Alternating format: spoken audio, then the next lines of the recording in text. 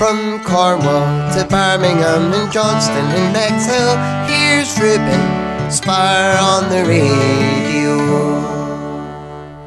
Do it. There we go. Hello to Flip That Goove. How are you both today?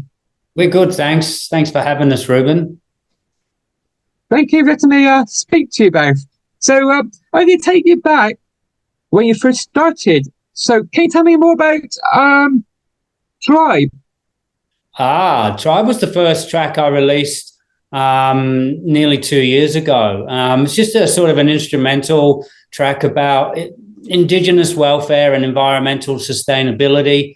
And I just put it together to try and build a little bit of a base of music diversity coming from where I was coming from prior to that, which was a bit more punk and hardcore. And I really enjoyed making that. So there wasn't much vocals, a lot more samples in that. And that was the first one that hit off, Flip That Groove. So can you tell me more about Tropical Funk Storm? Tropical Funk Storm. That was another great song. I did a collaboration. That's how I met Cloudy Will here. I did a collaboration with Madam Nightingale, and it was a real funky beat dance techno song that I was kind of had a beat in my head to, and I needed a vocalist, and I reached out to Madam Nightingale, and she another fringe performance artist, and she came on board and dropped some amazing vocals on that. That was really good. And from that, we took another song, and then we ended up seeing a gig, a performance, and a video release, and I met Cloudy. Cloudy came on board. So can you tell me more about Inside My Head? Inside My Head, yeah. Well, that was a sort of a punky. I went back a little bit into my roots, coming from a punk background, and I used a lot of just bass and sort of driving drum sound and a sort of melancholy kind of feel to it. And just the repetition nature of that song just kind of got me moving a bit. And once again, Madam Nightingale came on board and dropped some really nice lyrics about mental health and just sort of looking after yourself and sort of self-awareness and welfare, which was a really nice song. Did you have a listen yet? Yeah, it's good. Yeah, good. I'm glad you liked it. So can you tell me more about Dance With Me? Dance With Me. So Dance With Me, we recorded in what recording place did we record? 3-phase rehearsal studio, and then we went up into Bounce recording studio, the big place, and we did a really big wild mix up there and dropped some really good vocals on that. It really speaks for itself. It's a dancey kind of song put together in a few hours. Yeah. The lyrics just came naturally when I heard the beat. Yeah, we were just dancing around, bopping around in the studio, having fun together one night, and it all just come together really quick. That's how I kind of work. I work very rapid in how I create the music, and hopefully the collaborators I work with, the vocalists and other musicians, they get a little bit of time, but normally it gets put together like a jigsaw puzzle in about an hour. And then we spend more time in the production phase. But Dance With Me, it's all about fun and happy and being on the dance floor and being yourself. That's what it's all about, I guess. It is. It's what everything's about. Just being true to yourself. So can you tell me more about Love Your Body? Oh, yeah. Well, Cloudy can tell you a bit about that. There's a great lyric. There's some great lyrics. Itself as well. Love your body. Take control. Yeah. So yeah, just self-love, body positivity. Yeah. Empowerment. Yeah. Don't be scared about your own body and who you are and where you come from. Yeah. We've even left bits in the song that are sort of, slight imperfections in my vocals, but that's kind of embracing the whole point in a way, to like leave little bits of those things in. Yeah, intentionally. Because we all have our little imperfections, and we want to not promote them, but not be scared to sort of acknowledge what they are and how they come into it from an artistic perspective, and how to draw on those little nuances that we all have inside of us and outside of us externally. Yeah, self-acceptance, as we said, I think really is the journey of that I go on as a lyricist. Yeah. And a performance artist too, yeah, and the way you put it out authenticity, there. and also embracing the shadow side. I think that's interesting. My saying is, go on, sorry, you go. Carry on. I was saying, my saying is praising peace signs to the sky and let your freak flag fly. And I really live by that. Fly. So what inspires you to write music? Oh, wow. We both come from just a journey of authenticity, I think, and the ability to express. Clouty is a great lyricist, vocalist, and performer, and I'm a self-taught musician, so I just come from that punk thing, just want to put it out there, the DIY of what music is and how it should be. I actually started writing lyrics while I was going through a psychosis. I never knew how to write lyrics, but I'd always sung, and that was when I was 26, and it's just sort of continued. So it's been a bit of a mystery to me, but it's a very important part of my life now.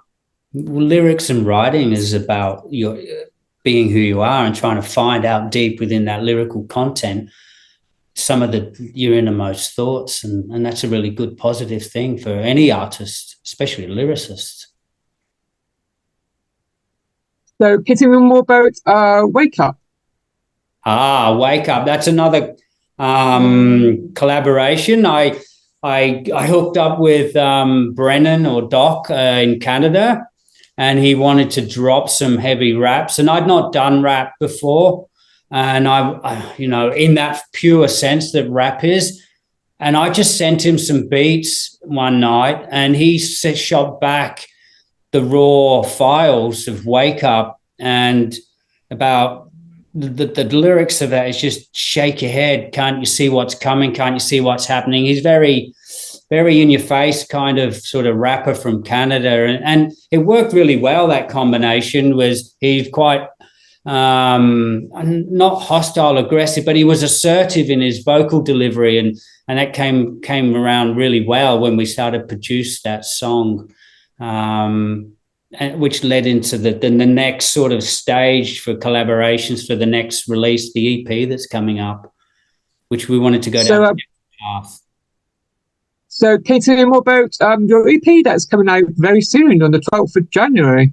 Yeah, we're really excited about that. We put a lot of work in our production and our content, and Clouty's done a great job coming up. And one of those songs I wrote quite a while ago, so that was really great to actually that's Hungry Ghosts, which is about capitalism really, and it was really nice to finally put a beat or put some instrumentals to that song. It comes along really well. Really looking to the content and the production, how the vocals staggered and moved in and out of the chorus and verse. When you get to hear it, you'll just hear all the elements and all the different layers and vocal and instrumentation layers that's in the song embedded in there. It's about 40 different separate files.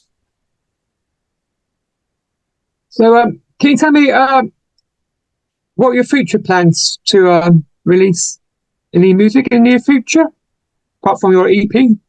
Yeah, well, we're going to release the EP and really enjoy the moment in that, because I think it's some of the best stuff that we've done together.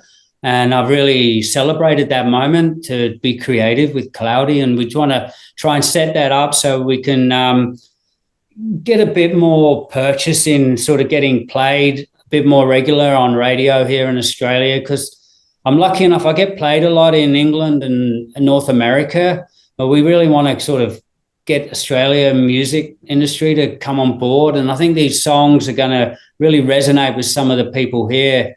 And when Cloudy starts doing her performances next couple of weeks and touring, it's going to really come on board. And some of those songs are going to be great performing live.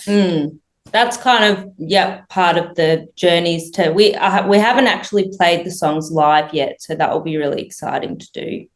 It's going to be a challenge. As well as just getting it out there. And the show and the way you perform and put it on stage, it's going to be really interesting to see and watch. Because I like to do lots of costumes, things like that, make it a little bit cabaret if I can. Love costumes though. So you got some great costumes. I do. You got some great ones. Yeah. If you see some of the reels I put up on the socials, you'll see a couple of the costume changes that Clouty goes through in a performance. You'll really enjoy them. They're thoroughly enjoyable to see. It's wonderful. So when are you thinking of starting touring in Australia? When's your next gig? So I've got a gig on the 15th. That's here in Melbourne in Footscray. And then I've got another gig in Adelaide, which is part of the Fringe Festival. Yeah, that's one. So I'll be actually supporting kind of collaborating our shows with Madame Nightingale. So we got this little trifecta of people. We all help and support each other as artists. Yeah. And going to Adelaide is a really great opportunity for Clouty and Madame Nightingale to put that collaborative performance together with the music as well. Because Adelaide's one of the biggest Fringe festivals going. It's got one of the best reviews around the world. It's huge. It draws millions of people, and it's going to be really exciting for Clouty and Madame Nightingale to experience such a huge event like that. I'm really grateful to Madame Nightingale as well as Paul for inviting me to collaborate. It's been such an amazing journey this last year. So have you any thoughts about coming to the UK maybe? I would go. I would go back. I'm from that way, just a little north of you in Manchester.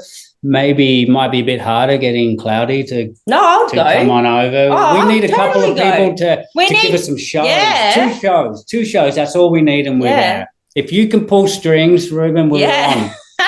I love Birmingham.